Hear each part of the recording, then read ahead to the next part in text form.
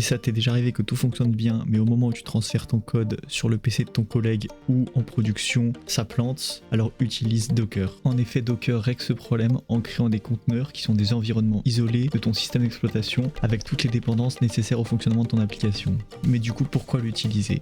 Déjà, ça marche partout, que ce soit en dev, en test ou en prod, tu auras plus besoin de gérer tes versions et tes environnements. Ensuite, c'est super léger et rapide, c'est bien plus efficace que des machines virtuelles qui emportent un OS complet. Puis c'est très facile à déployer parce que dans la plupart des cas, il suffit d'une seule commande. Puis bien évidemment, ça va éviter les conflits de version. Attention quand même aux conflits d'exposition des ports qui peuvent quand même avoir lieu. Donc veille quand même à ce que ton conteneur n'utilise pas un port qui est déjà utilisé par une autre application sur la machine. Et enfin, c'est un standard du DevOps, c'est intégré dans les workflows CI/CD. Maintenant, comment faire si ton application se découpe en plusieurs services, une base de données, une API, un serveur de mail ou quoi que ce soit? C'est là que Docker Compose va entrer en jeu. Plutôt que de lancer chaque conteneur manuellement, Docker Compose te permet de gérer plusieurs services avec un simple fichier dockercompose.yaml où tu renseigneras tous tes conteneurs ainsi que toutes leurs configurations et leurs variables d'environnement. Puis ensuite, tu auras besoin d'exécuter qu'une seule commande Docker Compose Up pour lancer tout ton projet. En conclusion, avec Docker et surtout grâce au Docker Compose, fini les galères d'environnement, tout sera standardisé et déployable en une commande. Évidemment, si tu as des questions, n'hésite pas à les poser en commentaire.